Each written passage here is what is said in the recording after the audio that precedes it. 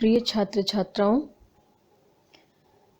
कल हमने छायावादी कवि जयशंकर प्रसाद द्वारा रचित लहर रचना से संकलित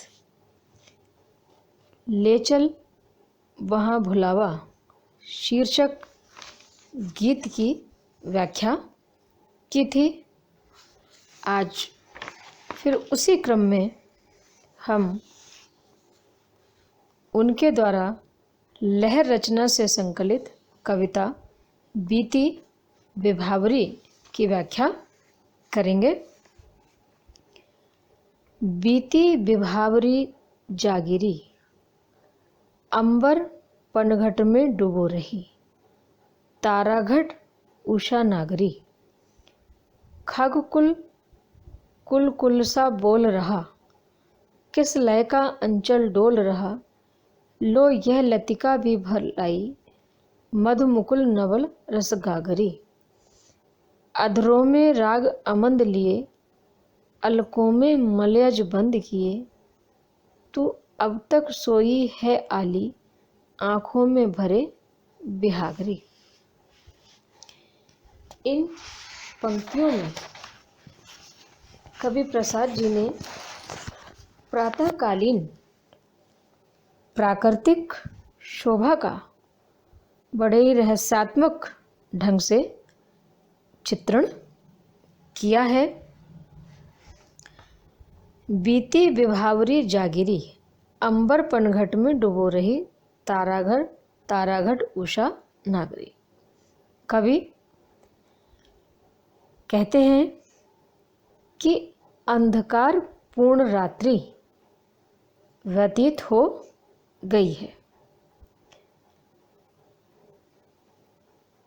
इसलिए प्रकृति रूपी नायिका को जाग जाना चाहिए।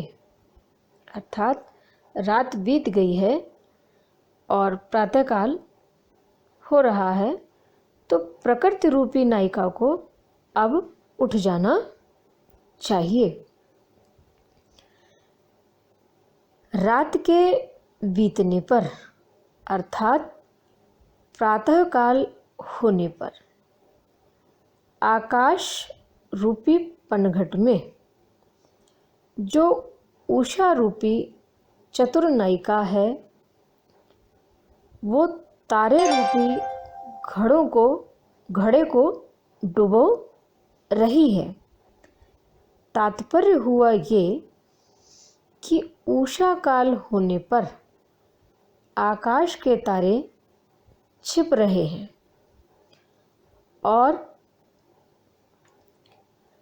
प्रातःकाल होते ही खगकुल कुलकुल सा बोल रहा, किस लय का अंचल डोल रहा, लो ये लतिका भी भर लाई, मधुमुकुल नवल रस गागरी।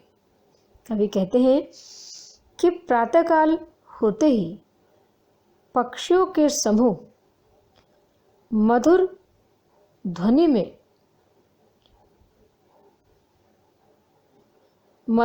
में बोलने लग गए हैं।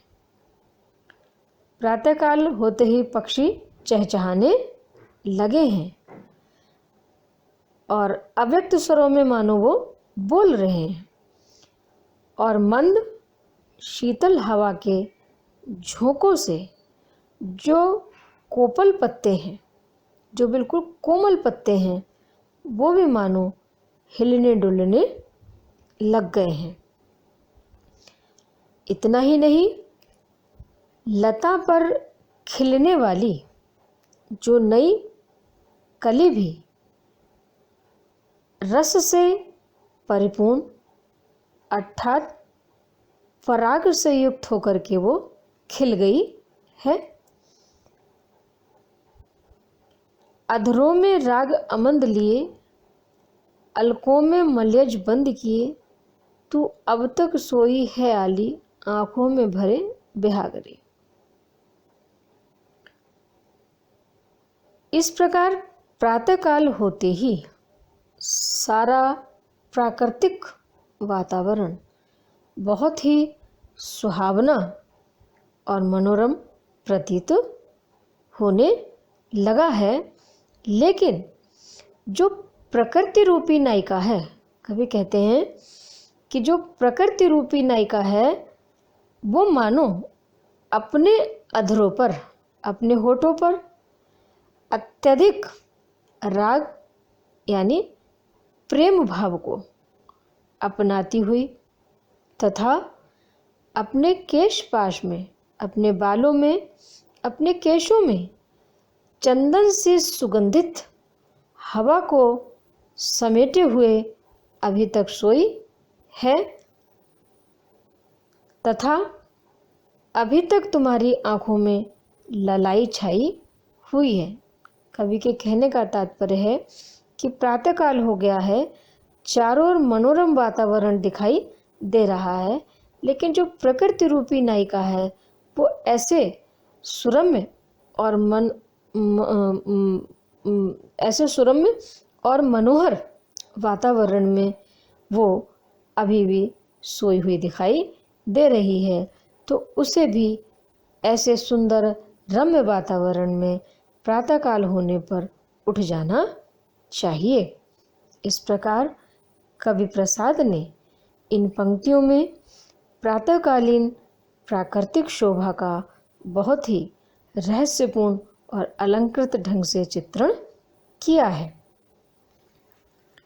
साथ ही साथ इसमें कवि का प्रकृति के प्रति जो राग है, प्रकृति के प्रति जो प्रेम भाव है, जो अनुराग है, वो भी अभिव्यक्त होता दिखाई देता है।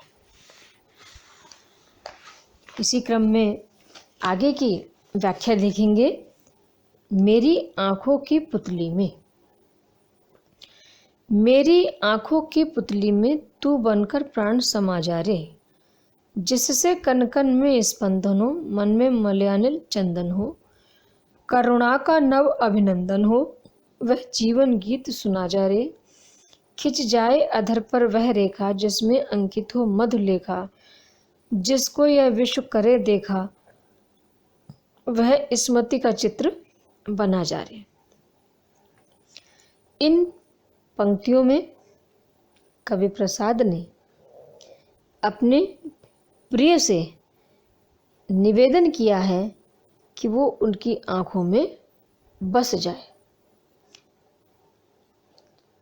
तथा उनके जीवन में मुस्कान को बिखेर दे। देखिए, मेरी आंखों की पुतली में तू बनकर प्राण समा जा रे। कवि कहते हैं कि हे प्रिय, तू मेरी आंखों की पुतली में प्राण बनकर के समाहित हो जा। तू मेरी आंखों की पुतली में समा जा, बस जा, जिससे मेरे शरीर के कण कण में एक चेतनता का स्फुरण हो जाए अथवा एक नई धड़कन, नए स्पंदन का संचार हो, मन में मलया नील चंदन हो, करुणा का नव अभिनंदन हो, वह जीवन गीत सुना जा रहे।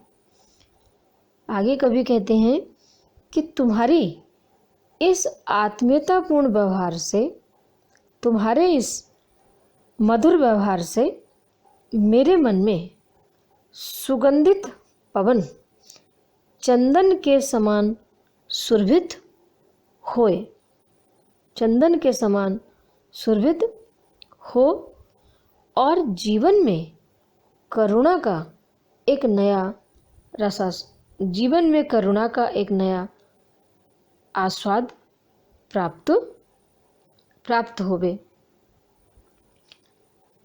उस दशा में मेरा यह जीवन नव चेतना का गीत सुनता रहे। आगे फिर कवि कहते हैं, खिंच जाए अधर पर वह रेखा जिसमें अंकित हो मधु लेखा, जिसको ये विश्व करे देखा, वह स्मृति का चित्र बना जा रहा। आगे फिर कवि कहते हैं कि हे प्रिय, तुम यह कृपा तुम ये अनुकंपा मुझ पर कर दो कि मेरे जीवन में नवीन भावों का समावेश हो जाए, क्योंकि ऐसा करने से मेरे अधरों पर एक मंद गति की जो हास्य की रेखा है वो खिंच जाएगी। मेरे अधरों पर मंद हास्य की एक नई रेखा अंकित हो जाएगी, जो कि अत्यंत आनंददायी एवं माधुर्य को प्रदान करने वाली होगी। जिसको यह विश्व करे देखा वह स्मृति का चित्र बना जाए। वह मंद हास्य अथवा वो मंद गति की मुस्कान की रेखा से बना जो मधुर चित्र होगा वो ऐसा होगा जिसे कि यह सारा संसार देख सकेगा और उससे आनंद की अनुभूति कर सकेगा। इस तरह प्रसाद जी ने इन पंक्तियों में अपने प्रिय की कृपा दृष्टि को प्राप्त करने की कामना व्यक्त की है। इन पंक्तियों में भी छायावादी रहस्य अनुभूति अभिव्यक्त हुई है। धन्यवाद।